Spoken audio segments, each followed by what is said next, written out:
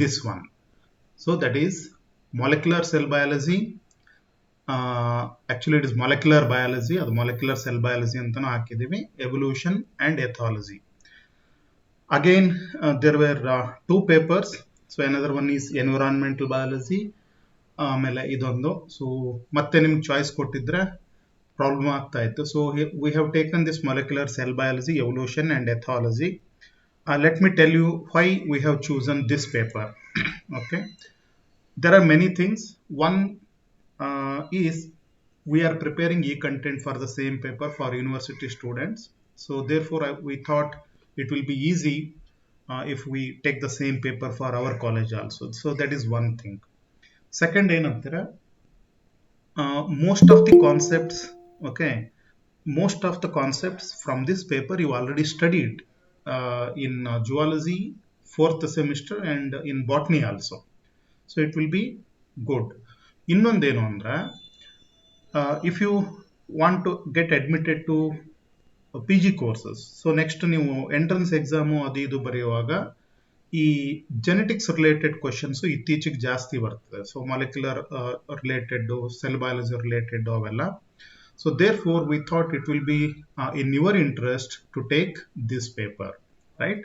So it is not that tough and it is not that easy. So it's a good paper which will be beneficial to you in the future. Now this paper as usual it will be of 64 hours, and in the first unit you are going to study the molecular biology part. So the molecular biology part includes replication of DNA, genetic engineering and biotechnology. So ಮೂರು part ಇದೆ ಇಲ್ಲಿ. ಒಂದು replication of DNA part, ಇನ್ನೊಂದು genetic engineering, ಇನ್ನೊಂದು biotechnology ಅಂತೇಳಿ. So will be dealing in brief. You remember we cannot go in detail because this one single unit itself is equal to biotechnology paper. So ನೀವು biotechnology ಅಂತ ಏನು ಕೇಳ್ತಿರಲ್ವ BSc ನಲ್ಲಿ, ಅವರು ಇದನ್ನೇ ಒಂದು ಫುಲ್ ಪೇಪರ್ ಮಾಡ್ಕೊಂಡಿರ್ತಾರೆ ಅಷ್ಟೇ. But still they will be studying the same thing. So will study in brief and we will get the concept of these things, right? And in the second unit, that is cancer biology, which is of 10 hours. So even though the syllabus appears to be very less, but here we are going to study in detail. I think Mahendra sir already started with this topic. So cell cycle, cell division, that is mitosis, we are going to study there. We are not worried about meiosis here. Then we are going to study the concept of cancer. So what is cancer and how it starts, etc., etc. And then types of tumors. Cancer is nothing but development of tumors in the body, and in this topic you are going to study the different types of tumors and how they behave, how they develop, etc. And in the same topic you are going to study the materials or the chemicals or the food items, whatever it is, the things which are going to cause the cancer. That is, they are called the carcinogenic agents. So second unit is cancer biology. So I think understanding the information about this cancer biology is very important, because nowadays there are so many cases. Nowadays it has become very common, this problem. So if you know what is this, how it starts, etc., we may change our lifestyle, food habits, etc., and so that we can avoid this in ourselves, right? And then comes the third unit, that is immunology.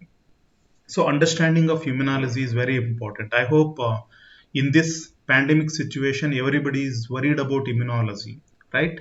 So ದಿನ ಬೆಳಗ್ಗೆ TV on ಮಾಡಿದ್ರೆ ನಿಮಗೆ ಎರಡೇ news ಸಿಗೋದು. ಒಂದು ಕೊರೋನಾದಿಂದ ಎಷ್ಟು ಜನ ಸತ್ರು ಅಂತ, ಇನ್ನೊಂದಿಷ್ಟು ಚಾನಲ್ನಲ್ಲಿ how to improve your immune system, ಈ ಥರನೇ ಬರ್ತಾ ಇರುತ್ತೆ.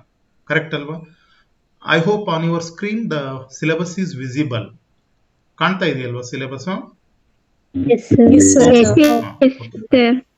Now the immunology deals with your immune system. So ಇಲ್ಲಿ ನಾವು ನಮ್ಮ ಇಮ್ಯೂನ್ ಸಿಸ್ಟಮ್ ಯಾವ ಥರ ವರ್ಕ್ ಆಗುತ್ತೆ ಅಂತ ಹೇಳಿ ಸ್ಟಡಿ ಮಾಡ್ತಾ ಹೋಗ್ತೀವಿ. ಸೊ ನ್ಯಾಚುರಲ್ ಇಮ್ಯುನಿಟಿ ಯಾವುದು, ಆರ್ಟಿಫಿಷಿಯಲ್ ಇಮ್ಯುನಿಟಿ ಯಾವುದು? ಸೊ ಆರ್ಟಿಫಿಷಿಯಲ್ ಇಮ್ಯುನಿಟಿನಲ್ಲೇ ನಿಮಗೆ natural immunity, artificial immunity, There are different types of immune responses like humoral and cell mediated. So all those things you are going to study, right? The cells involved, how it develops. Even we are going to study how the vaccines work, right? So the knowledge about this is definitely going to help uh, for our academic purpose also and for our personal life also. So therefore, this topic is very okay. Uh, Fine. Okay, don't worry. Uh, since my house is very near to railway tracks, you will be having this disturbance. So natural and artificial immunity, humoral and cell-mediated immunity, etc. So that is one important unit you are going to study. I am going to take this topic, and then we have the next part. So ಅರ್ಧ paper ಏನಿತ್ತಲ್ವಾ ಅದು molecular biology paper. So molecular biology paper ನಲ್ಲಿ ನಾವು immunology cancer biology study ಮಾಡ್ತೀವಿ. Next one is evolutionary biology. So evolution concept, so Darwin ನಿಂದ ಏನ್ ಶುರು ಆತಲ್ವಾ ಆ concept ನ ಇಲ್ಲಿ ಸ್ಟಡಿ ಮಾಡ್ತೀವಿ. This is the interesting part of biology actually. So ನಾವು ಜನರಲ್ ಆಗಿ ಏನ್ ಹೇಳ್ತೀವಿ ಅಂದ್ರೆ everything in biology must be seen in the light off evolution ಅಂತ ಹೇಳ್ತೀವಿ. So everything lies in evolution, right? Actually ನಾನು ಮಾಲಿಕ್ಯುಲರ್ ಲೆವೆಲ್ ಅಲ್ಲಿ ತಗೊಂಡು ಹೋಗೋದಾದ್ರೆ ಲಾಸ್ಟ್ ಟೈಮ್ ಕೊರೋನಾ ಬಂದಾಗ ಏನು ವೈರಸ್ ಇತ್ತಲ್ವಾ, ಈಗ ಏನಾಗಿದೆ ಅದು ಮ್ಯೂಟೇಷನ್ ಆಗಿದೆ ಅಂತ ಹೇಳ್ತೀವಿ. What is this is nothing but evolution. So the virus has evolved.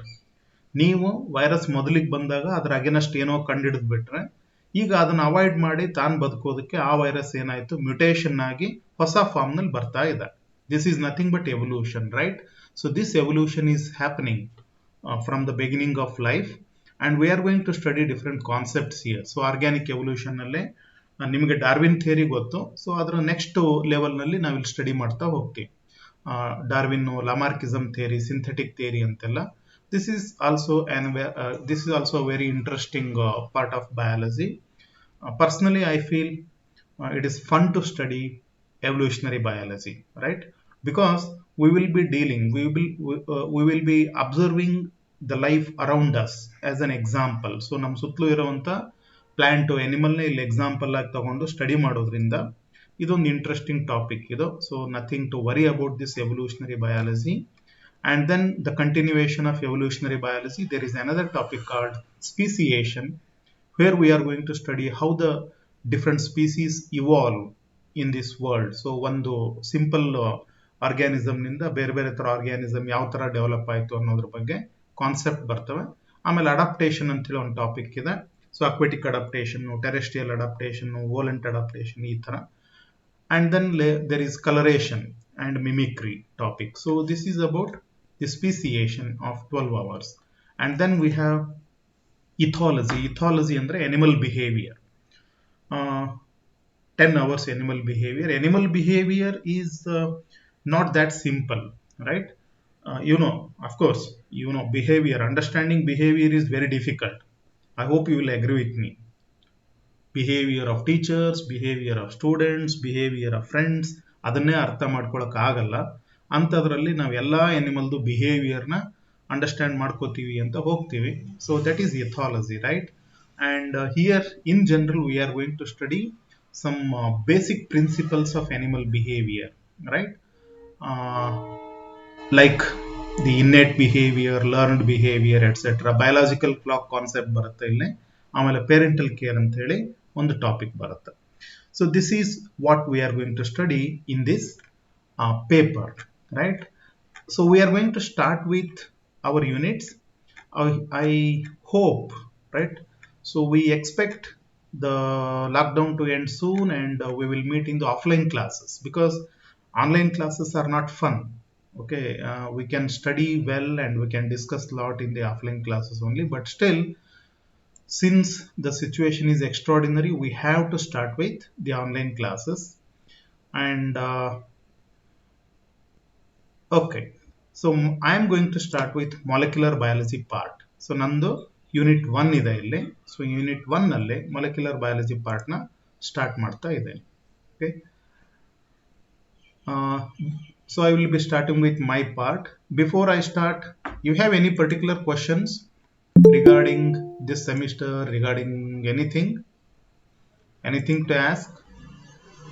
Except objection. Sir ಈಗ ಪೇಪರ್ ಚೇಂಜ್ ಮಾಡಿ ಅಂತ ಈಗ ಕೇಳ್ಬೇಡಿ, ಅದನ್ನ ಬಿಟ್ಟು ಮತ್ತೇನಾದ್ರು ಇದೆಯಾ? Sir. I want response. ಒಂದು ಸ್ವಲ್ಪ ಸ್ಟಾರ್ಟಿಂಗ್ ಎಲ್ಲರೂ ಎಚ್ಚರ ಇದ್ದೀರಿ ಅಂತ ನನಗೊಂದು ಸ್ವಲ್ಪ ಕನ್ಫರ್ಮೇಶನ್ ಬೇಕು, ಅದಕ್ಕೆ ಏನೇನೋ ಕೇಳ್ತಾ ಇದ್ದೀನಿ. No, sir. ಯಾವುದು ಡೌಟ್ ಇಲ್ಲ. ಯಾರು ನಿದ್ದೆ ಮಾಡ್ತಿಲ್ವಾ? ಇಲ್ಲ. Fine. Then it's okay. I can start with my topic.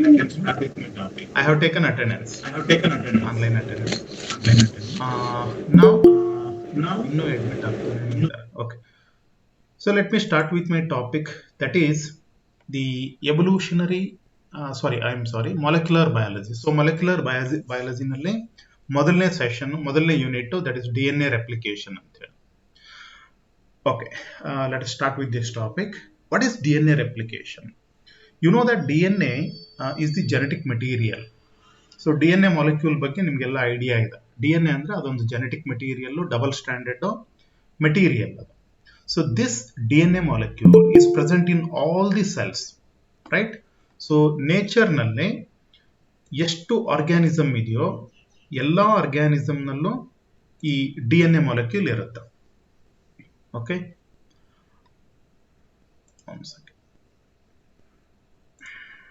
ಒಂದು ನಿಮಿಷ.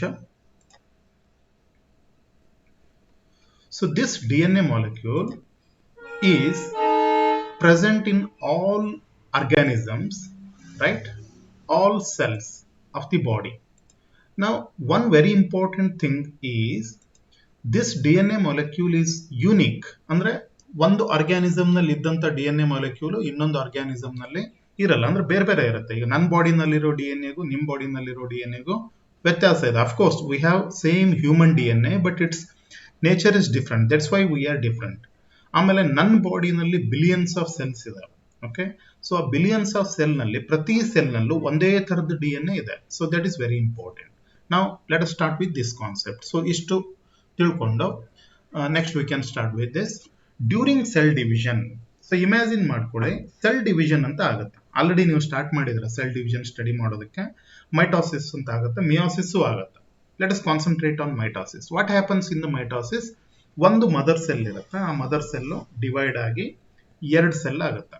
ಸೊ ಒಂದು ಮದರ್ ಸೆಲ್ ಇಂದ ಎರಡು ಸೆಲ್ ಆದಾಗ ಆ ಎರಡೂ ಡಾಟರ್ ಸೆಲ್ ನಲ್ಲೂ ಏನಿರ್ತವೆ, ಎಲ್ಲಾ ಆರ್ಗನ್ ಅಲ್ಲೇನೂ ಬರಬೇಕು. Mitochondria, ribosome, endoplasmic reticulum, everything has to be divided. But in the mother cell there is only one DNA molecule. You know that, right? So mother cell ನಲ್ಲಿ ಇರೋದೇ ಒಂದು DNA ಮಾಲಿಕ್ಯೂಲ್. ಆದ್ರೆ divide ಆಗಿ ಎರಡು daughter cell ಆದಾಗ ಪ್ರತಿ ಸೆಲ್ಗೂ ಒಂದೊಂದು DNA ಮಾಲಿಕ್ಯೂಲ್ ಹೋಗ್ಬೇಕಾಗುತ್ತೆ. ಹಾಗಾದ್ರೆ before the cells divide into two, there must be duplication of DNA. So ಹಾಗಾದ್ರೆ ಇರೋ ಒಂದು DNA ಏನಾಗ್ಬೇಕೀಗ? ಡಬಲ್ ಆಗ್ಬೇಕಾಗುತ್ತೆ. It must be doubled. ಹಾಗಾದ್ರೆ ಒಂದು DNA ಇನ್ನೊಂದು ಡುಪ್ಲಿಕೇಟ್ ಕಾಪಿನ ರೆಡಿ ಮಾಡಿ ಆಮೇಲೆ ಪ್ರತಿ ಸೆಲ್ಗೂ ಒಂದೊಂದು DNA ಟ್ರಾನ್ಸ್ಫರ್ ಆಗಬೇಕಾಗುತ್ತೆ. So this process of doubling of DNA, this process of duplication of DNA is called DNA replication. So ಇದು ಎಲ್ಲ ಆಗುತ್ತೆ ಅಂದ್ರೆ, ನೀವು ಆಲ್ರೆಡಿ ಸೆಲ್ ಸೈಕಲ್ ಸ್ಟಡಿ ಮಾಡಿದಾರ. ಸೆಲ್ ಸೈಕಲ್ ನಲ್ಲಿ ಎಸ್ ಫೇಸ್ ಅಂತ ಒಂದು ಬರುತ್ತೆ, ಆಮೇಲೆ ಜಿ ಫೇಸ್, ಗ್ಯಾಪ್ ಅಂತ ಬರುತ್ತೆ. ಗ್ಯಾಪ್ ಆದ್ಮೇಲೆ ಡಿವಿಷನ್ ಫೇಸ್, ಯಾವುದು ಪ್ರೊಫೇಸ್, ಮೆಟಾಫೇಸ್, ಎನಾಫೇಸ್, ಟೀಲೋಫೇಸ್ ಅಂತ ಹೇಳಿ. ಅದಾದ್ಮೇಲೆ ಇನ್ನೊಂದು ಜಿ ಫೇಸ್ ಬಂದು ಮತ್ತೆ ಎಸ್ ಅಂತ ಬರುತ್ತೆ. ಸೊ ಈ ಸೆಲ್ ಸೈಕಲ್ ನಲ್ಲಿ ಎಸ್ ಫೇಸ್ ಅಂತ ಏನಿದೆಯಲ್ವಾ, ಸಿಂಥೆಟಿಕ್ ಫೇಸ್ ಅಂತ ಹೇಳ್ತೀವಿ. So that is the place, that is the phase where the DNA is going to replicate. ಹಾಗಾದ್ರೆ ಸೆಲ್ಲು ಪ್ರೊಫೇಸ್ಗೆ ಎಂಟರ್ ಆಗೋದಕ್ಕಿಂತ ಮೊದಲೇನೆ ಸೆಲ್ ನಲ್ಲಿ ಡಬಲ್ DNA ಇರುತ್ತೆ. This point you remember. Okay, so the DNA gets doubled even before the cell enters into the prophase. Okay, so this is what you have to remember before we study the DNA replication process. Now, what happens during DNA replication? So DNA replication ಅಲ್ಲಿ ಒಂದು DNA molecule ಇದ್ದಿದ್ದು ಎರಡು ಆಗುತ್ತೆ ಅಂತ ಹೇಳಿದೆ. ಇಲ್ಲಿ ಒಂದು important thing ನೆನ್ಪಿಟ್ಕೊಳ್ಳಿ. ಸೆಲ್ ನಲ್ಲಿ ಬೇರೆ ಬೇರೆ ಆರ್ಗನಲ್ಲೇಸ್ ಇದಾವೆ. ಫಾರ್ ಎಕ್ಸಾಂಪಲ್ ಮೈಟೋಕಾಂಡ್ರಿಯಾ ಇದೆ, ರೈಬೋಸೋಮ್ ಇದೆ, ಎಂಡೋಪ್ಲಾಸ್ಮಿಕ್ ರೆಟಿಕ್ಯುಲಮ್ ಇದೆ. There are so many things, there are so many different type of right. Now other molecules, right? For example, protein molecules are produced during protein synthesis.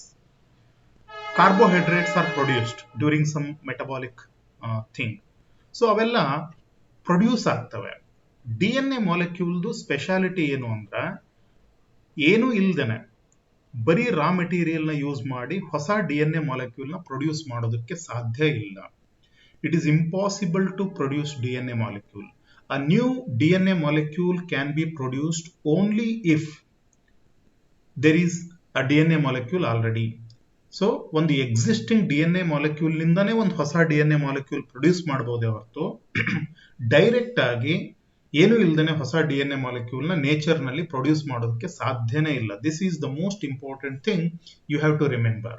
Other molecules you can prepare directly, but DNA, no. A new DNA will come only from a pre-existing DNA. So that is the beauty of life. That is the secret of DNA. So ಹೊಸ DNA molecule, ಒಂದು DNA ನಿಂದ ಇನ್ನೊಂದು DNA copy ಆಗಬೇಕು ಅಂದ್ರೆ ನಿಮಗೆ ಗೊತ್ತು DNA molecule ಅಂದ್ರೆ ಏನು. DNA molecule is made up of 2 strands. So 2 strand ಇರುತ್ತೆ, ಅದು ಒಂದಕ್ಕೊಂದು ಕಾಯಿಲ್ ಆಗಿರುತ್ತೆ. ಒಂದು ಸ್ಟ್ರಾಂಡ್ ನಲ್ಲಿ ಏನಿರುತ್ತೆ, the strand is nothing but polynucleotide strand. ಅಂದ್ರೆ ನ್ಯೂಕ್ಲಿಯೋಟೈಡ್ಸ್ ಅರೇಂಜ್ ಆಗಿರ್ತವೆ AGCT ಅಂತ ಹೇಳಿ. ಸೊ AAGCT AGCT ಈ ತರ ಕಂಟಿನ್ಯೂಸ್ ಆಗಿ ಅರೇಂಜ್ ಆಗಿರುತ್ತೆ. ಅದನ್ನ ನಾವು ನ್ಯೂಕ್ಲಿಯೋಟೈಡ್ ಸೀಕ್ವೆನ್ಸ್ ಅಂತ ಹೇಳ್ತೀವಿ. ಸೊ ಒಂದು ಸ್ಟ್ರಾಂಡ್ ನಲ್ಲಿರೋ ನ್ಯೂಕ್ಲಿಯೋಟೈಡ್ ಸೀಕ್ವೆನ್ಸ್, ಅದರ ಅಪೋಸಿಟ್ ಸ್ಟ್ರಾಂಡ್ ನಲ್ಲಿ ಕಾಂಪ್ಲಿಮೆಂಟರಿ ಸ್ಟ್ರಾಂಡ್ ಇರುತ್ತೆ. ಸೊ DNA ರೆಪ್ಲಿಕೇಶನ್ ಅಲ್ಲಿ ಏನಾಗುತ್ತೆ ಅಂದ್ರೆ, ಈ 2 ಸ್ಟ್ರಾಂಡ್ ಇದಾವಲ್ಲ ಅವೆರಡು ಸಪರೇಟ್ ಆಗ್ತವೆ. ಸೊ ಒಂದು ಸ್ಟ್ರಾಂಡ್ ಟೆಂಪ್ಲೇಟ್ ತರ ಯೂಸ್ ಆಗುತ್ತೆ, ಅದನ್ನ ರೀಡ್ ಮಾಡಿ ಅದರ ಅಪೋಸಿಟ್ ಇನ್ನೊಂದು ಹೊಸ ಸ್ಟ್ರಾಂಡ್ ಫಾರ್ಮ್ ಆಗುತ್ತೆ ಈ ತರ. So each strand will act like a template on which template means this is the one which is going to be read. ಅದನ್ನ ರೀಡ್ ಮಾಡಿ ಅದರ ಅಪೋಸಿಟ್ ಹೊಸ ಸ್ಟ್ರಾಂಡ್ ನ ರೆಡಿ ಮಾಡ್ತವೆ. ಸೊ ಹಾಗಾದ್ರೆ ಈ ಒಂದು DNA ಮಾಲಿಕ್ಯೂಲ್ ನಿಂದ 2 ಹೊಸ DNA ಮಾಲಿಕ್ಯೂಲ್ ಏನ್ ಬರುತ್ತಲ್ವಾ, ಇದರಲ್ಲಿ ಒಂದು ಹಳೆ ಸ್ಟ್ರಾಂಡ್ ಇರುತ್ತೆ, ಒಂದು ಹೊಸ ಸ್ಟ್ರಾಂಡ್ ಇರುತ್ತೆ. ಇಲ್ಲಿನೂ ಅಷ್ಟೇ, ಒಂದು ಹಳೆ ಸ್ಟ್ರಾಂಡ್, ಒಂದು ಹೊಸ ಸ್ಟ್ರಾಂಡ್. ಸೊ ಹಾಗಾದ್ರೆ ಈ DNA ಮಾಲಿಕ್ಯೂಲ್ ನಲ್ಲಿ ಅರ್ಧ ಹಳೆ ಮೆಟೀರಿಯಲ್, ಅರ್ಧ ಹೊಸ material. Therefore, we call this method as semi-conservative method because half of the DNA is retained, half of the old DNA is retained. It is not completely new. So half DNA is old and half DNA is new. Half ಅಂದ್ರೆ strand wise ನಾನು ಹೇಳ್ತಿರೋದು. ಒಂದು strand old ಇರುತ್ತೆ, ಒಂದು strand new ಇರುತ್ತೆ. So therefore, the DNA replication method is called semi-conservative method. Now, DNA process, how it starts. Imagine DNA. So ನಿಮಗೆ DNA molecule ಬಗ್ಗೆ complete idea ಇದೆ ಅಂತ ನಾನು ಇಲ್ಲಿ ಕಂಟಿನ್ಯೂ ಮಾಡ್ತೀನಿ. If you don't have the exact concept of DNA, it is little bit difficult. But since you already know what is DNA, double helix ಅದೆಲ್ಲ ಗೊತ್ತಿದೆ. So DNA molecule ಡಿಪ್ಲಿಕೇಟ್ ಆಗಬೇಕು ಅಂದ್ರೆ, ಡಬಲ್ ಆಗಬೇಕು ಅಂದ್ರೆ ಮೊದಲನೇ ಕಂಡೀಷನ್ ಏನು ಅಂದ್ರೆ, ಆ 2 ಸ್ಟ್ರಾಂಡ್ ಏನಿರುತ್ತಲ್ವಾ, ಸೊ ಅವು ಮೊದಲು ಸಪರೇಟ್ ಆಗಬೇಕು.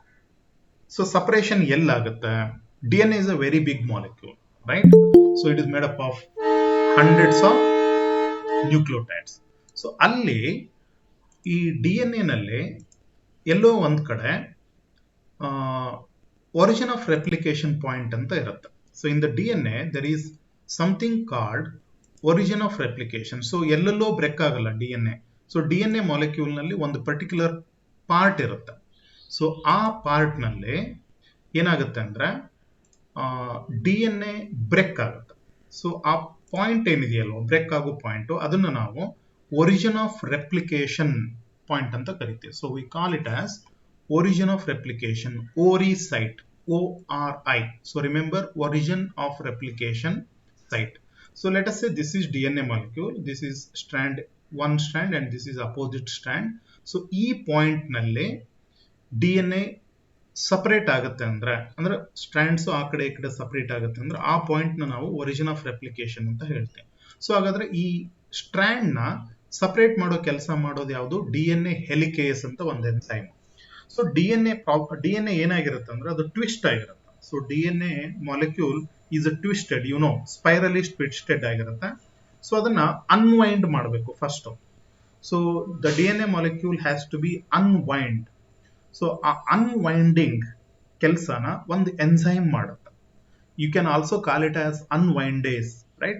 But we use the term DNA helicase, right? So helix ಏನಿದೆಯಲ್ವಾ, ಆ ಹೆಲಿಕ್ಸ್ ಸ್ಟ್ರಕ್ಚರ್ ನ ಚೇಂಜ್ ಮಾಡಿ ಅದನ್ನ ರೈಲ್ವೆ ಹಳಿ ತರ DNA ಮಾಲಿಕ್ಯೂಲ್ ನ ಸ್ಟ್ರೇಟ್ ಮಾಡುತ್ತೆ. ಸೊ ಇದು ಟ್ವಿಸ್ಟ್ ಆಗಿರೋದನ್ನ ಆ ಒರಿಜಿನ್ ಆಫ್ ರೆಪ್ಲಿಕೇಶನ್ ಪಾಯಿಂಟ್ ನಲ್ಲಿ ಸ್ಟ್ರೇಟ್ ಮಾಡೋ ಕೆಲಸನ ಯಾವ್ದು ಮಾಡುತ್ತಾ, DNA ಹೆಲಿಕೇಸ್ ಎನ್ಸೈಮ್ ಮಾಡುತ್ತೆ. ನಾವು DNA helicase breaks open the double helix. Confuse ಮಾಡ್ಕೋಬೇಡಿ, ಬ್ರೇಕ್ಸ್ ಅಂದ್ರೆ DNA ಸ್ಟ್ರಾಂಡ್ ಕಟ್ ಆಗಲ್ಲ, ಈ DNA ಮತ್ತು ಈ ಸ್ಟ್ರಾಂಡ್ ಮತ್ತು ಈ ಸ್ಟ್ರಾಂಡ್ ಮಧ್ಯೆ ಬ್ರೇಕ್ ಮಾಡುತ್ತೆ. ಸೊ ನಿಮಗೆ ಗೊತ್ತು, ಒಂದು ಸ್ಟ್ರಾಂಡ್ ಮತ್ತು ಅಪೋಸಿಟ್ ಸ್ಟ್ರಾಂಡ್ ಮಧ್ಯೆ ಇರೋದು ಹೈಡ್ರೋಜನ್ ಬಾಂಡ್ಸ್ ಇರ್ತವೆ. Hydrogen bonds are very weak, right? Hydrogen bonds are very weak and it can be easily separated. ಆದ್ರೆ ಒಂದೇ ಸ್ಟ್ರಾಂಡ್ ನಲ್ಲಿ ಇರುವಂತ ಈ ಸ್ಟ್ರಾಂಡ್ ನ ಬ್ರೇಕ್ ಮಾಡಕ್ಕಾಗಲ್ಲ. ಕಂಟಿನ್ಯೂಸ್ ಸ್ಟ್ರಾಂಡ್ ನ ಬ್ರೇಕ್ ಮಾಡೋದು ಬಹಳ difficult, but the strand can be separated because hydrogen bonds are there. So this is the first step. So ಹಾಗಾದ್ರೆ DNA ರೆಪ್ಲಿಕೇಶನ್ ಪ್ರೋಸೆಸ್ ನಲ್ಲಿ ಮೊದಲನೇ ಸ್ಟೆಪ್ ಏನು ಅಂದ್ರೆ, ಕರೆಕ್ಟ್ ಆಗಿ ನೋಡ್ಕೊಂಡ್ಬಿಡಿ, DNA ಮಾಲಿಕ್ಯೂಲ್ ನಲ್ಲಿ ಒಂದು ಪಾಯಿಂಟ್ ಇರುತ್ತೆ, ಒಂದು ಪ್ಲೇಸ್ ಇರುತ್ತೆ, ಅದನ್ನ ನಾವು ಒರಿಜಿನ್ ಆಫ್ ರೆಪ್ಲಿಕೇಶನ್ ಸೈಟ್ ಅಂತ ಹೇಳ್ತೀವಿ.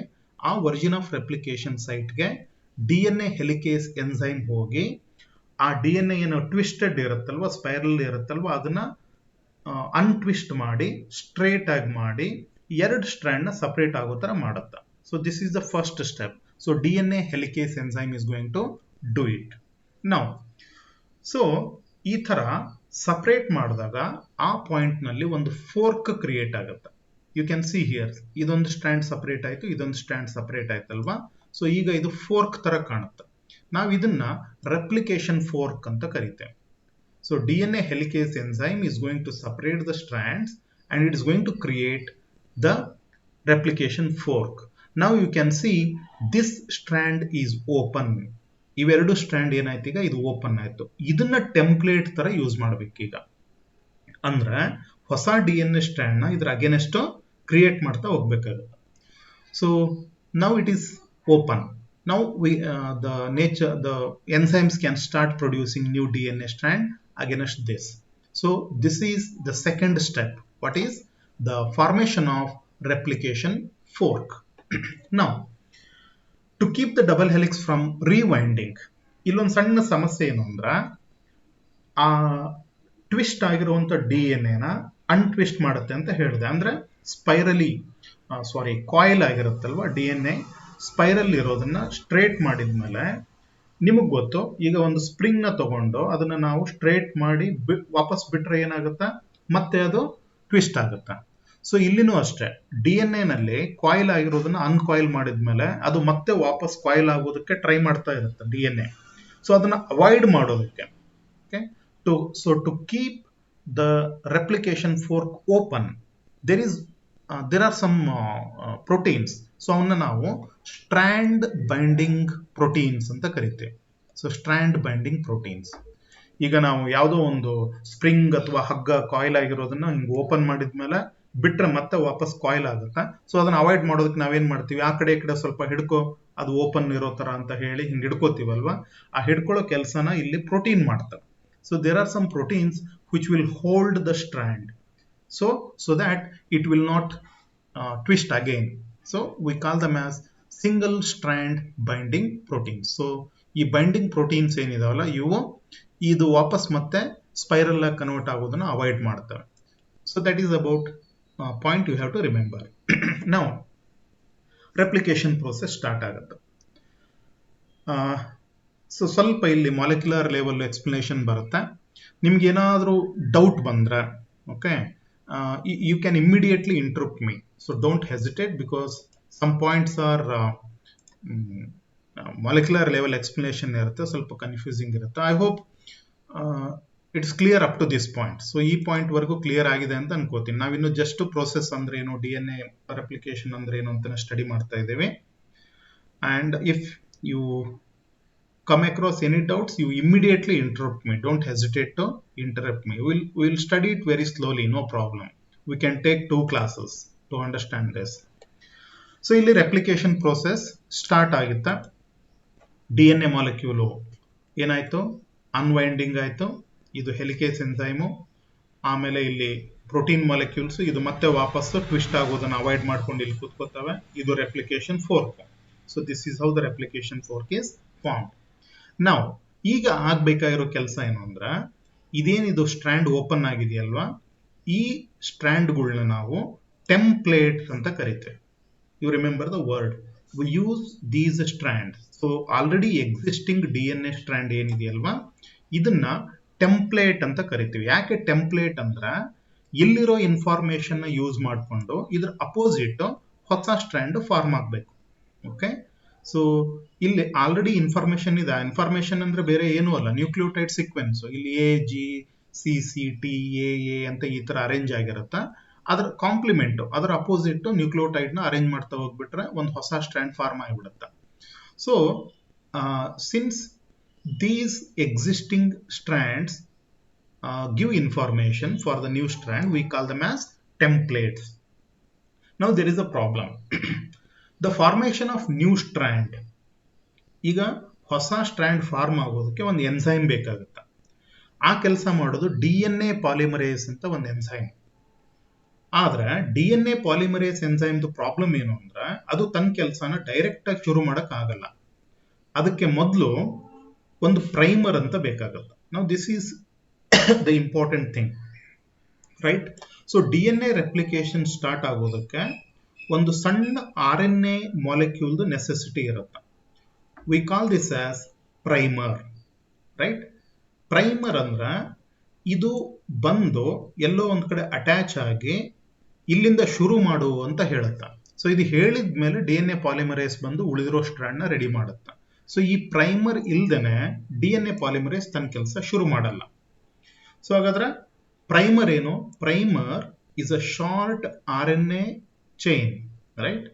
It is required for the starting of DNA duplication process. So DNA duplication process start ಆಗೋದಕ್ಕೆ ಒಂದು ಸಣ್ಣ ಸ್ಟ್ರಾಂಡ್, ಒಂದು ಸಣ್ಣ ಸ್ಮಾಲ್ ಸೀಕ್ವೆನ್ಸ್ ಅದು ಬೇಕಾಗುತ್ತೆ. ಅದನ್ನ ನಾವು ಪ್ರೈಮರ್ ಅಂತ ಹೇಳ್ತೀವಿ. ಸೊ ಹಾಗಾದ್ರೆ ಈ ಪ್ರೈಮರ್ ಎಲ್ಲಿಂದ ಬರುತ್ತೆ? ಈ ಪ್ರೈಮರು ಇದೇ DNA ನಿಂದನೇ ಪ್ರೊಡ್ಯೂಸ್ ಆಗುತ್ತೆ. This primer is synthesised by RNA polymerase enzyme. So cell ನಲ್ಲಿ, ನ್ಯೂಕ್ಲಿಯಸ್ ನಲ್ಲಿ ಒಂದು ಎನ್ಸೈಮ್ ಇರುತ್ತೆ, RNA ಪಾಲಿಮರೇಸ್. ಕನ್ಫ್ಯೂಸ್ ಮಾಡ್ಕೋಬೇಡಿ, ಹೆಸರೇ ಕ್ಲಿಯರ್ ಆಗಿ ಹೇಳುತ್ತೆ. RNA ಪಾಲಿಮರೇಸ್ ಅಂದ್ರೆ RNA ಮಾಲಿಕ್ಯೂಲ್ ನ ಪ್ರೊಡ್ಯೂಸ್ ಮಾಡುವಂತ ಎನ್ಸೈಮು. DNA ಪಾಲಿಮರೇಸ್ ಅಂದ್ರೆ DNA ನ ಪ್ರೊಡ್ಯೂಸ್ ಮಾಡುವಂತ ಎನ್ಸೈಮು ಅಂತಾರ. ಆದ್ರೆ RNA ಪಾಲಿಮರೇಸ್ RNA ಪ್ರೊಡ್ಯೂಸ್ ಮಾಡಬೇಕು ಅಂದ್ರೆ ಅದಕ್ಕೊಂದು ಟೆಂಪ್ಲೇಟ್ ಬೇಕು. ಟೆಂಪ್ಲೇಟ್ ಯಾವುದು? DNA. ಸೊ ಇಲ್ಲೆಲ್ಲೋ ಒಂದ್ ಕಡೆ RNA ಪ್ರೈಮರ್ ಪ್ರೊಡ್ಯೂಸ್ ಮಾಡೋ ಸೀಕ್ವೆನ್ಸ್ ಇರುತ್ತೆ. ನಿಮಗೆ ಕರೆಕ್ಟ್ ಆಗಿ ಹೇಳ್ಬೇಕು ಅಂದ್ರೆ ಒರಿಜಿನ್ ಆಫ್ ರೆಪ್ಲಿಕೇಶನ್ ಅಂತ ಹೇಳಿದೆ ನಾನು, ORI ಸೈಟ್ ಅಂತ. ಇದು ORI ಸೈಟ್ ಅಂದ್ರೆ ಇಲ್ಲಿಂದ ರೆಪ್ಲಿಕೇಶನ್ ಬೆಗಿನ್ ಆಯ್ತಲ್ವಾ, ಇದರ ಹತ್ರ ಇರುತ್ತ ಒಂದು ಸೀಕ್ವೆನ್ಸ್. ಈ ಸೀಕ್ವೆನ್ಸ್ ನ RNA ಪಾಲಿಮರೇಸ್ ಎನ್ಸೈಮ್ ರೀಡ್ ಮಾಡಿ ಒಂದು ಸಣ್ಣ ಮಾಲಿಕ್ಯೂಲ್ ಪ್ರೊಡ್ಯೂಸ್ ಮಾಡುತ್ತೆ. ಈ ಮಾಲಿಕ್ಯೂಲ್ ಯಾವ್ದಿದು? RNA polynucleotide chain. ಇದು ಮೊದಲು ಬಂದು ಈ DNA ಗೆ ಅಟ್ಯಾಚ್ ಆಗುತ್ತೆ. So primer is attach to the template strand. Now once the primer is placed on a strand, the DNA replication can start. So ಈಗ DNA replication process start ಆಗುತ್ತೆ. I hope you understood this concept, right? So primer concept ಅರ್ಥ ಆಯ್ತು ಅಂತ ಅನ್ಕೋತೇನೆ. So this is my question. ನಿಮಗೆ primer concept ಗೊತ್ತಾಯ್ತಲ್ವಾ? I hope you are understanding what is happening. There is one DNA molecule. It is made up of two strands. Two strands get separated. ಎರಡು separate ಆದ್ಮೇಲೆ ಆ separate ಆಗಿರೋ strand ಮೇಲೆ ಹೊಸ ಸ್ಟ್ರಾಂಡ್ಗಳು form ಆಗಬೇಕು. So form ಮಾಡೋ ಕೆಲಸನ DNA polymerase ಅನ್ನೋ ಒಂದು ಎನ್ಸೈಮ್ ಮಾಡುತ್ತೆ. ಆದ್ರೆ ಆ DNA ಪಾಲಿಮರೇಸ್ ಎನ್ಸೈಮ್ ಸ್ಟಾರ್ಟ್ ಮಾಡಬೇಕು ಅಂದ್ರೆ ಮೊದಲು ಅಲ್ಲಿ ಏನ್ ಬೇಕು? ಒಂದು ಸಣ್ಣ ಸ್ಟ್ರಾಂಡ್ ಬೇಕು. ಯಾವುದು? RNA ಸ್ಟ್ರಾಂಡ್ ಬೇಕಾಗುತ್ತೆ. ಅದನ್ನ ನಾವು ಪ್ರೈಮರ್ ಅಂತ ಹೇಳ್ತೇವೆ. Okay, so that primer is produced by RNA polymerase. I hope up to this point it is clear. So ಈ ಪಾಯಿಂಟ್ ವರೆಗೂ ನಿಮ್ಗೆ ಅರ್ಥ ಆಯ್ತು ಅಂತ ಅನ್ಕೋತೀನಿ. I request you to ask questions immediately. ಏನಾದ್ರೂ ಡೌಟ್ ಬಂದ್ರೆ ಇಮಿಡಿಯೇಟ್ ಆಗಿ ಕೇಳಿ. Don't hesitate. ಓಕೆ, ಯಾಕೆಂದ್ರೆ ಈ DNA ರೆಪ್ಲಿಕೇಶನ್ ಇದೆಯಲ್ವಾ, ಇದೊಂದು ಸ್ವಲ್ಪ ಕನ್ಫ್ಯೂಸಿಂಗ್. ನಿಮ್ಗೆ ಯಾವುದೋ ಒಂದು ಪಾರ್ಟ್ ಅರ್ಥ ಆಗ್ಲಿಲ್ಲ ಅಂದ್ರೆ ಮುಂದಿಂದು ಕನ್ಫ್ಯೂಸ್ ಆಗ್ತಾ ಹೋಗುತ್ತೆ. So make it clear, don't hesitate, don't worry, we can take the same topic for many classes, right? Slow ಆದ್ರೂ ಪರವಾಗಿಲ್ಲ, ಕಾನ್ಸೆಪ್ಟ್ ಅರ್ಥ ಆದ್ರೆ ಸಾಕು, ಆಯ್ತಾ? We can discuss it again and again, there is nothing to worry.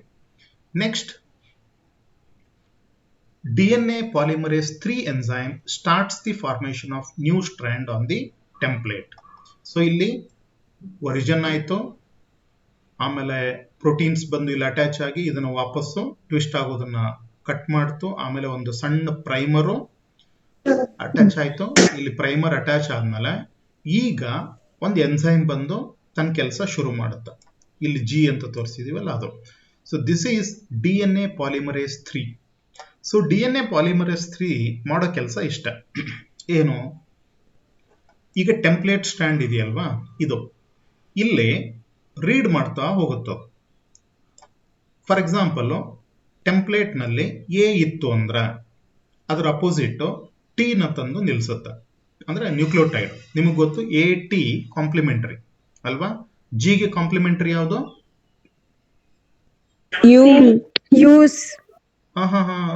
Don't get confused. We are talking about DNA here, not RNA. C.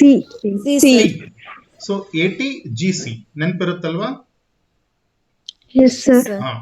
A ಮತ್ತು T complementary, G ಮತ್ತು C complementary. A ಇದ್ರೆ ಅದರ opposite T ಬರುತ್ತೆ, T ಇದ್ರೆ opposite A ಬರುತ್ತೆ, G ಇದ್ರೆ C, C ಇದ್ರೆ G. Okay, so DNA ನಲ್ಲಿ RNA ನಲ್ಲಿ ಚೇಂಜ್ ಆಗುತ್ತೆ. ನೆಕ್ಸ್ಟ್ ಯೂನಿಟ್ ನಲ್ಲಿ ನಾವು ಸ್ಟಡಿ ಮಾಡ್ತೀವಿ, RNA ಹೇಳುವಾಗ ಹೇಳ್ತೀನಿ. ಅಲ್ಲೇನಾಗುತ್ತೆ, T ಬದಲು U ಬರುತ್ತೆ, A ಆಗಿನಷ್ಟು U ಬರುತ್ತೆ. But here it is nothing but DNA. ಇಲ್ಲಿ ನಾವು DNA ಮಾಲಿಕ್ಯೂಲ್ ಸ್ಟಡಿ ಮಾಡ್ತಾ ಇರೋದ್ರಿಂದ it is going to be A and T. So DNA polymerase enzyme ಏನ್ ಮಾಡುತ್ತೆ ಅಂದ್ರೆ, ಇಟ್ ಸ್ಟಾರ್ಟ್ಸ್ ರೀಡಿಂಗ್. A ಇದ್ರೆ ಅದರ ಅಪೋಸಿಟ್ T ತಂದು ಹಾಕುತ್ತೆ, G ಇದ್ರೆ ಅದರ ಅಪೋಸಿಟ್ C. ಸೊ ಈ ತರ ಒಂದೊಂದೇ ನ್ಯೂಕ್ಲಿಯೋಟೈಡ್ ನ ತಂದು ಸೇರಿಸ್ತಾ ಹೋಗುತ್ತೆ. So this is how the new strand is started. One point you remember, synthesis of new DNA strand takes place by the addition of DNA nucleotide to the 3' group of the last ribonuclear nucleotide of the primer ಅಂತ. ಇದೇನಂದ್ರೆ, I hope you remember the DNA molecule. So ನಿಮ್ಗೆ DNA molecule structure ನೆನಪಿದೆ ಅಂತ ಅನ್ಕೋತೀನಿ. DNA molecule strand ಇದೆಯಲ್ವಾ, ಅದಕ್ಕೆ polarity ಇರುತ್ತೆ. ಒಂದು ಎಂಡ್ ನ ನಾವು 5th ಎಂಡ್ ಅಂತ ಹೇಳ್ತೀವಿ, ಇನ್ನೊಂದು ಎಂಡ್ ನ 3rd ಎಂಡ್ ಅಂತ ಹೇಳ್ತೇವೆ, ರೈಟ್? Anybody remember? ಇದು ಗೊತ್ತಾ ನಿಮ್ಗೆ? ಗೊತ್ತಾ? ನಿಮ್ ಮೊಲೆಕ್ಯುಲರ್ ಲೆವೆಲ್ ಸ್ಟಡಿ ಮಾಡ್ತೀರಾ. ಸೊ ಯಾವಾಗ್ಲೂ DNA ನಲ್ಲಿ ಒಂದು ಸ್ಟ್ರಾಂಡ್ 3 to 5 ಇದ್ರೆ ಅದರ ಅಪೋಸಿಟ್ ಸ್ಟ್ರಾಂಡ್ 5 to 3 ಇರುತ್ತೆ. ಇಲ್ಲಿ ನಾನು ಆಲ್ರೆಡಿ ಹೇಳಿದೆ, DNA ಪಾಲಿಮರೇಸ್ ಎನ್ಸೈಮು ಏನು ಹೊಸ ಸ್ಟ್ರಾಂಡ್ ನ ಫಾರ್ಮ್ ಮಾಡೋದಕ್ಕೆ ಶುರು ಮಾಡುತ್ತೆ ಅಂತ. DNA ಪಾಲಿಮರೇಸ್ 3 ಇದೆಯಲ್ವಾ, ಅದಕ್ಕೊಂದು ಸಣ್ಣ ಸಮಸ್ಯೆ ಇದೆ. It has a very simple problem.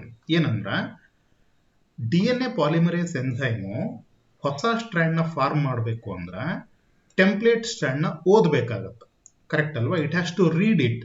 ಅಂದ್ರೆ ರೀಡಿಂಗ್ ಅಂದ್ರೆ ಏನು? ಅಲ್ಲಿ A ಇದ್ರೆ ಅದರ ಅಪೋಸಿಟ್ T ಹಾಕೋದು, ಅಲ್ಲಿ G ಇದ್ರೆ ಅದರ ಅಪೋಸಿಟ್ C ಹಾಕೋದು.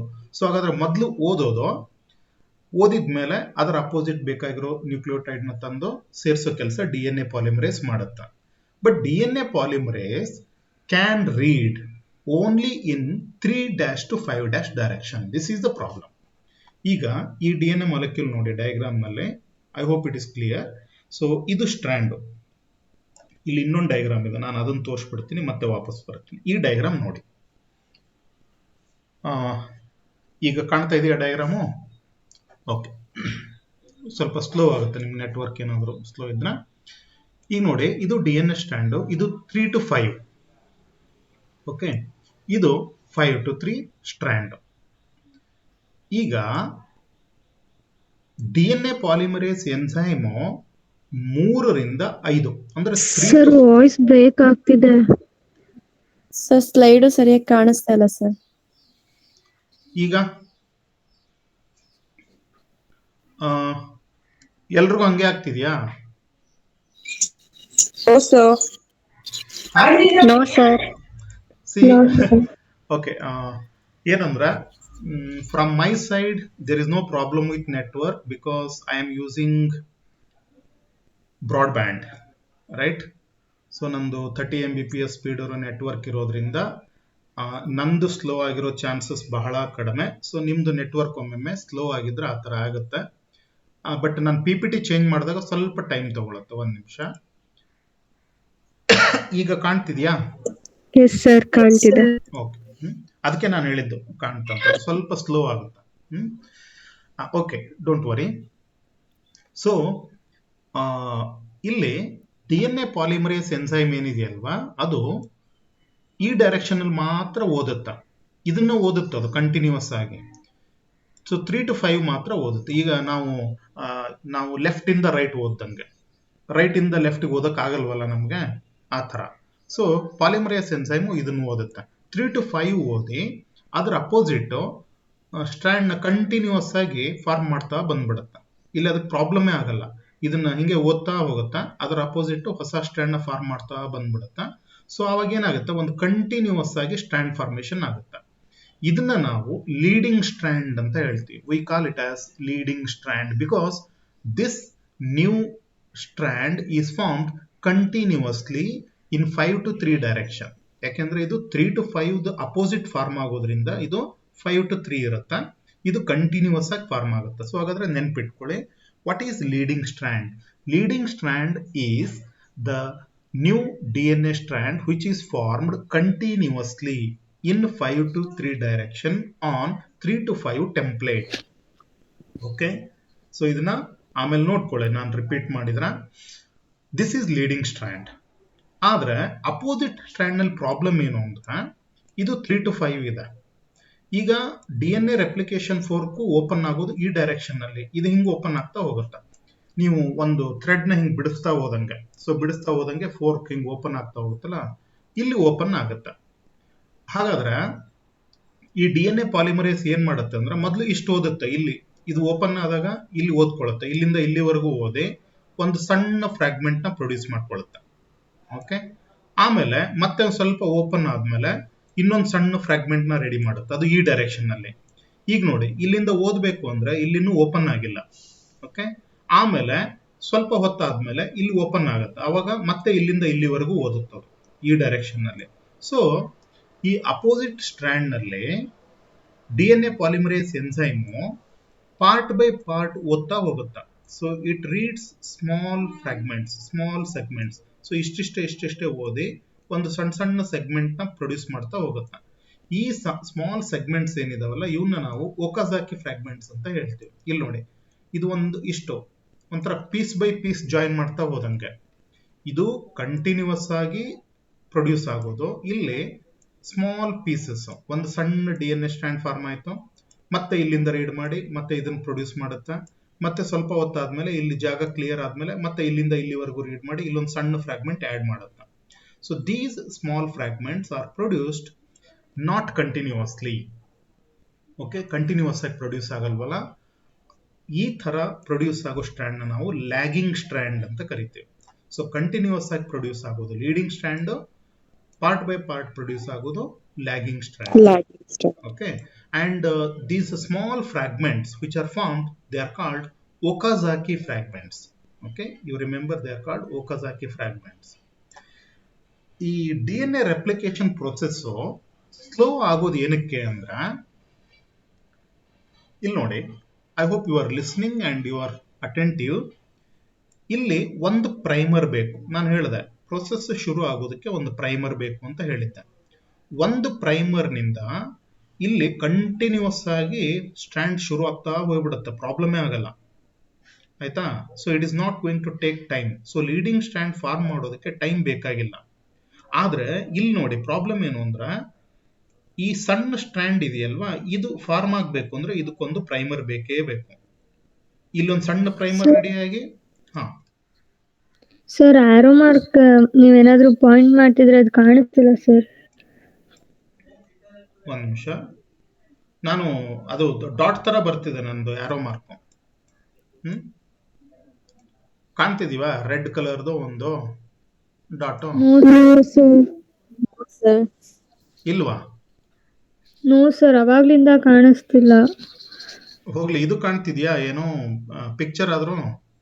ಕಾಣಿಸ್ತಿದೆ ಸರ್, ನೀವು ಇದು ಅಂತ ಹೇಳ್ತಿದ್ರಲ್ಲ, ಅದು ಗೊತ್ತಾಗ್ತಾ ಇಲ್ಲ. ನಾನು ಇದು ಅಂತ ಹೇಳ್ತಿದ್ದೀನಿ, ಅದು ಯಾವ್ದು ಅಂತಾನೆ ಕಾಣ್ತಿಲ್ವಾ?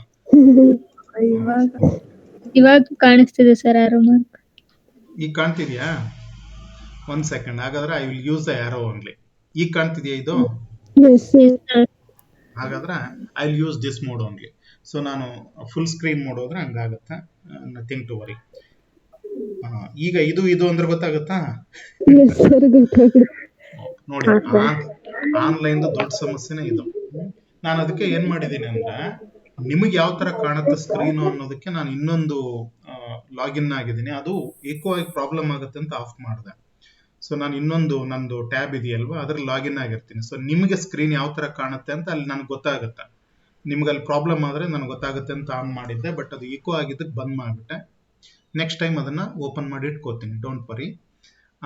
ಸೊ ಈಗ ಇದು ಅಂದ್ರೆ ಇದು ಒಕಾಜಾಕಿ ಫ್ರಾಗ್ಮೆಂಟ್. ಇಲ್ಲಿ ಪ್ರತಿ ಸಣ್ಣ ಫ್ರಾಗ್ಮೆಂಟ್ಗೂ ಒಂದು ಪ್ರೈಮರ್ ಬೇಕು. ಇದೊಂದು ಬಹಳ ಹೆಡ್ಡೇಕ್ ಕೆಲಸ. ಇದು ಒಂದು ಸಣ್ಣ ಪ್ರೈಮರ್ ರೆಡಿ ಮಾಡೋದು, ಇಷ್ಟು ಫ್ರಾಗ್ಮೆಂಟ್ ರೆಡಿ ಮಾಡೋದು, ಆಯ್ತಾ? ಮತ್ತೆ ಇಲ್ಲಿ ಜಾಗ ಸಿಕ್ಕ ಮೇಲೆ ಇಷ್ಟು ಉದ್ದ ಸ್ಟ್ಯಾಂಡ್ ಮಾಡಬೇಕು ಅಂದ್ರೆ ಮತ್ತೆ ಇದೊಂದು ಪ್ರೈಮರ್ ರೆಡಿ ಮಾಡಬೇಕು. ಸೊ ಎಷ್ಟು ಒಕಾಜಾಕಿ ಫ್ರಾಗ್ಮೆಂಟ್ ಇರುತ್ತೋ ಅಷ್ಟು ಪ್ರೈಮರ್ನ ರೆಡಿ ಮಾಡಬೇಕು. ಯಾವುದು? ಪ್ರೊಸೆಸ್ನಲ್ಲಿ RNA polymerase. That's why it takes some time. So DNA replication slow ಆಗೋದೇ ಇಲ್ಲಿ. ಎಸ್ ಫೇಸ್ ಇದೆಯಲ್ವಾ, ಆ ಎಸ್ ಫೇಸ್ ನಲ್ಲಿ ಬಹಳಷ್ಟು ಟೈಮು ಕನ್ಸ್ಯೂಮ್ ಆಗೋದೇ ಈ RNA ಪ್ರೈಮರ್ ಪ್ರೊಡಕ್ಷನ್ ನಲ್ಲಿ ಅಂತ. So this is how the leading strand and lagging strand are form. So ಹಾಗಾದ್ರೆ process, I will come back. So ಈ ಪ್ರೋಸೆಸ್ ಎಲ್ಲಿವರೆಗೂ ಕಂಟಿನ್ಯೂ ಆಗುತ್ತೆ ಅಂದ್ರೆ, now you understood what is leading strand and what is lagging strand and what are Okazaki fragments. So DNA molecule ಎಲ್ಲೋ ಒಂದ್ ಕಡೆ start ಆಗಿರುತ್ತೆ, ಆಯ್ತಾ? ಎಲ್ಲಿಂದ ಸ್ಟಾರ್ಟ್ ಆದ್ರೂ ಎರಡೂ ಕಡೆ ಕಂಟಿನ್ಯೂಸ್ ಆಗಿ ಒಂದು ಪೂರ್ತಿ DNA ಮಾಲಿಕ್ಯೂಲ್ ಹೊಸದಾಗಿ ಫಾರ್ಮ್ ಆಗೋವರೆಗೂ ಈ ಪ್ರೋಸೆಸ್ ಕಂಟಿನ್ಯೂ ಆಗುತ್ತೆ. So in this method, by the formation of leading strand and by the formation of lagging strand, the complete DNA molecule is divided into 2. Okay, so ಈ ರೀತಿ ಪೂರ್ತಿಯಾಗಿ DNA molecule ready ಆಗ್ತವೆ. So ಇದೊಂದು ಹೊಸ DNA molecule ಆಗುತ್ತೆ, ಇದೊಂದು ಹೊಸ DNA molecule ಆಗಿ ಫಾರ್ಮ್ ಆಗುತ್ತೆ. So at the end of the DNA replication, you are going to get 2 DNA strands. Okay, so 2 DNA strand ಏನಿದೆಯಲ್ಲ, ಒಂದು DNA ಸ್ಟ್ರಾಂಡ್ ಒಂದು ಡಾಟರ್ ಮಾಲಿಕ್ಯೂಲ್, ಒಂದು ಡಾಟರ್ ಸೆಲ್ಗೆ ಹೋಗುತ್ತಾ, ಇನ್ನೊಂದು DNA ಇನ್ನೊಂದು ಡಾಟರ್ ಸ್ಟ್ರಾಂಡ್ ಹೋಗುತ್ತೆ. ಈಗ ಇಲ್ಲಿ ಈಗ ನಿಮಗೆ ನೀವು ನೋಟ್ಸ್ ಕಾಪಿ ಮಾಡ್ತೀರಾ ಗೊತ್ತಾ? ಈಗ ನಾನು ಒಂದು ಪೇಜು ಪ್ರಿಂಟೆಡ್ ಕೊಟ್ಟಿರ್ತೀನಿ ನಿಮ್ಗೆ, ಕೊಟ್ಟು ಅದನ್ನ ಬರ್ಕೊಂಬನ್ನಿ ಅಂತ ಹೇಳ್ತೀನಿ, ಅದನ್ನ ನೋಡ್ಕೊಂಡು. Okay, I have given you a printed copy of some notes and I asked you to copy it as it is. So ನೀವು ಮನೆಗೆ ಹೋಗಿ ಅದನ್ನ ಕಾಪಿ ಮಾಡ್ಕೊಂಡ್ ಬನ್ನಿ ಅಂತ ಹೇಳಿ ಕಾಪಿ ಮಾಡ್ಕೊಂಡ್ ಬರ್ತಿರಲ್ವಾ, ಅದರಲ್ಲಿ ಎರರ್ ಆಗಿರೋ ಚಾನ್ಸ್ ಇರುತ್ತಾ? ಏನ್ ಎರರ್ ಆಗಿರುತ್ತೆ ಹೇಳಿ? ಸ್ಪೆಲ್ಲಿಂಗ್ ಮಿಸ್ಟೇಕ್ ಆಗಿರ್ಬೋದಲ್ವಾ? ಈಗ ನಾನು ನ್ಯೂಕ್ಲಿಯೋಟೈಡ್ ಅಂತ ಅಲ್ಲಿ ನಾನು ಕರೆಕ್ಟ್ ಆಗಿ ಟೈಪ್ ಮಾಡಿರ್ತೀನಿ, ನೀವು ಅಲ್ಲಿ ಆ ಸ್ಪೆಲ್ಲಿಂಗ್ ನೋಡ್ಕೊಂಡು ಬರೆಯುವಾಗ ಸ್ಪೆಲ್ಲಿಂಗ್ ಮಿಸ್ಟೇಕ್ ಮಾಡಿರ್ಬೋದು, ಒಂದ್ ಪಾಯಿಂಟ್, ಇನ್ನೊಂದು ಯಾವುದೋ ಒಂದು ವರ್ಡ್ ನ ಮಿಸ್ ಮಾಡಿರ್ಬೋದು, ಅಥವಾ ನಾನು ನನ್ನ ನೋಟ್ಸ್ ನಲ್ಲಿ ಇಲ್ಲದೆ ಇರೋ ಇನ್ನೊಂದು ವರ್ಡ್ ನ ನೀವು ಆಡ್ ಮಾಡಿರ್ಬೋದು. ಈ ತರ ಮಿಸ್ಟೇಕ್ ಆಗುತ್ತೆ, ಕರೆಕ್ಟ್ ಅಲ್ವಾ? ಪಾಸಿಬಿಲಿಟಿ ಇರುತ್ತೆ. ಇಲ್ಲಿನೂ ಸಹ DNA ರೆಪ್ಲಿಕೇಶನ್ ಆಗುವಾಗ ಹಳೆ ಸ್ಟ್ರಾಂಡ್ ಏನಿದೆಯಲ್ವಾ, ಅದು ಒಂಥರ ನಾನು ಕೊಟ್ಟಿರೋ ನೋಟ್ಸ್ ಇದ್ದಂಗೆ DNA ಪಾಲಿಮರೇಸ್ ಏನ್ ಮಾಡ್ತಿದೆ, ನೀವ್ ಹೆಂಗೆ ಕಾಪಿ ಮಾಡಿದ್ರಲ್ವಾ ಅದನ್ನ ಆ ತರ ಕಾಪಿ ಮಾಡ್ತಿದೆ. ಸೊ ಕಾಪಿ ಮಾಡುವಾಗ ಏನಾದ್ರೂ ತಪ್ಪಾದ್ರ, ಈಗ for example A against T ತಂದು ಜಾಯಿನ್ ಮಾಡ್ಬೇಕಾಗಿರುತ್ತದು, ಅದ್ರ ಬದಲು C ತಂದು ಜಾಯಿನ್ ಮಾಡ್ಬಿಟ್ರೆ ಏನಾಗ್ಬೋದು? What will happen if there is something wrong? ಆ ಪ್ರೋಸೆಸ್ ನಲ್ಲಿ ಕಾಪಿ ಮಾಡೋ ಪ್ರೋಸೆಸ್ ತಪ್ಪಾದ್ರೆ ಏನಾಗುತ್ತೆ? ಮ್ಯೂಟೇಶನ್ ಆಗ್ಬೋದೇನೋ. Very good. So it leads to mutation, right? So ಆ ಮ್ಯೂಟೇಷನ್ ಆಗಬಾರ್ದಲ್ವಾ, ಇಟ್ ಮಸ್ಟ್ ನಾಟ್ ಹ್ಯಾಪನ್. ಅದಕ್ಕೆ ಡಿ ಎನ್ ಎ ರೆಪ್ಲಿಕೇಶನ್ ಪ್ರೋಸೆಸ್ನಲ್ಲಿ ಎನ್ಸೈಮ್ಸ್ ಇದಾವೆ. ಆ ಎನ್ಸೈಮ್ಸ್ ಏನ್ ಮಾಡತ್ತೆ ಗೊತ್ತಾ, ಪ್ರೂಫ್ ರೀಡಿಂಗ್ ಮಾಡುತ್ತೆ. You believe it or not, there is one enzyme which will read.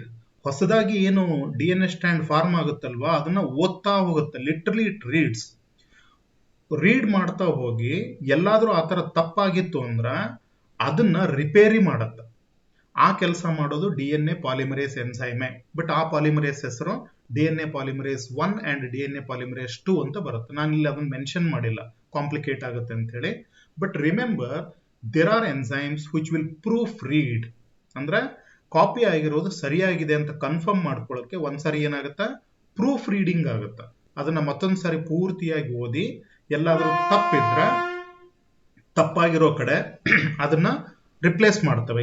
A ಇರೋ ಕಡೆ ಜಿ ಬಂದು ಕೂತಿತ್ತು ಅಂದ್ರೆ ಅದನ್ನ ತೆಗೆದು ಮತ್ತೆ ಕರೆಕ್ಟ್ ಆಗಿ ಏನ ಸರಿ ಮಾಡ್ತಾ ಹೋಗುತ್ತೆ. Because it is very important. D N A molecule ಒಂದು ಸಣ್ಣ ಚೇಂಜ್ ಆಯ್ತು ಅಂದ್ರೂ ಪೂರ್ತಿ ಕ್ಯಾರೆಕ್ಟರೇ ಚೇಂಜ್ ಆಗಿಬಿಡುತ್ತೆ. ಅದು ಪ್ರೊಡ್ಯೂಸ್ ಮಾಡೋ ಪ್ರೋಟೀನು, ಕ್ಯಾರೆಕ್ಟರ್ ಎಲ್ಲ ಅಫೆಕ್ಟ್ ಆಗಿಬಿಡುತ್ತೆ. So it is very important. If there is change, it is very very dangerous. Okay, ನಾವು ಅದ್ರ ಜೊತೆಗೆ ಇನ್ನೊಂದಿಷ್ಟು ಏನಾಗಬೇಕು ಅಂದ್ರೆ, ಈ ಒಕಾಜಾಕಿ ಫ್ರಾಗ್ಮೆಂಟ್ ಸಣ್ಣ ಸಣ್ಣ ಪೀಸ್ ಆಗಿ ಫಾರ್ಮ್ ಆಗಿರುತ್ತಲ್ವಾ, ಅವನ್ನ ಒಂದಕ್ಕೊಂದು ಜಾಯಿನ್ ಮಾಡ್ಬೇಕಾಗತ್ತೆ. ಆ ಜಾಯಿನ್ ಮಾಡೋ ಕೆಲಸನ ಈ ಲೈಗೇಸ್ ಅಂತ ಎನ್ಸೈಮ್ ಬರುತ್ತೆ. ಡಿ ಎನ್ ಎ ಲೈಗೇಸ್ ಅಂತ ಹೆಸರು ಹೇಳುತ್ತೆ, ಅದು ಜಾಯಿನ್ ಮಾಡೋದು. So D N A ligase enzyme ಏನ್ ಮಾಡುತ್ತೆ ಅಂದ್ರೆ ಅವನ್ನ ಜಾಯಿನ್ ಮಾಡ್ತಾ ಹೋಗುತ್ತೆ. So like this new strands are formed and the proof reading is done and Okazaki fragments are joined together by means of ligase enzyme. So like this, from one DNA molecule, two new DNA molecules are formed. So that's about the DNA replication. So next ನಾನಿಲ್ಲಿ DNA replication ಅಲ್ಲಿ work ಮಾಡುವಂತ enzymes ಅವನ್ನೆಲ್ಲ ಹೆಸರು ಹಾಕಿದ್ದೀನಿ. ನಾನು ಅದನ್ನ notes ಕೊಡ್ತೀನಲ್ವಾ, ಅದರಲ್ಲಿ ಓದ್ಕೊಳ್ಳಿ. ಇಲ್ಲಿ ಕಾನ್ಸೆಪ್ಟ್ ಮಾತ್ರ ಸಾಕು. So that's about the DNA replication topic. Right? I hope you understood this concept. So DNA replication concept artha aitu anta ankotini. If you still have any doubts, you can ask me in the next class also. Okay, so iga idralli enadru confusion idra clarity bekagidra ಈಗಲೇ ಕೇಳಬಹುದು. Okay, the session is open for discussion now. Right? Yes, ಯಾರ್ಯಾರು ಇದ್ದೀರಾ? ಬೇರೆ ಎಲ್ಲ classes start ಆಗಿದೆಯಲ್ವಾ? Sir ಈಗ next ಯಾವ್ದಿದೆ ಮಧ್ಯಾಹ್ನ? ಈಗ ನನ್ನ ಕ್ಲಾಸ್ ಮುಗಿದ್ಮೇಲೆ ಇವತ್ತು ಯಾವ್ದು ಇಲ್ಲ ಸರ್. ಶನಿವಾರ ಹಾಫ್ ಡೇನಾ? ಒಂದೇ ಸೆಷನ್. Okay, very good. ಮನೆಯಲ್ಲಿ ಇದ್ದಾಗ ಯಾಕೆ ಹಾಫ್ ಡೇ? ಫುಲ್ ಡೇ ಮಾಡ್ಬೇಕು. Yes Dhruvashree, any questions? No sir. No sir. ಒಂದು ನಿಮಿಷ. ಕೌಶಲ್ಯ, ಏನಾದ್ರೂ ಕ್ವಶನ್ ಇದೆಯಾ? ಏನಿದೆ ಕೇಳಿ.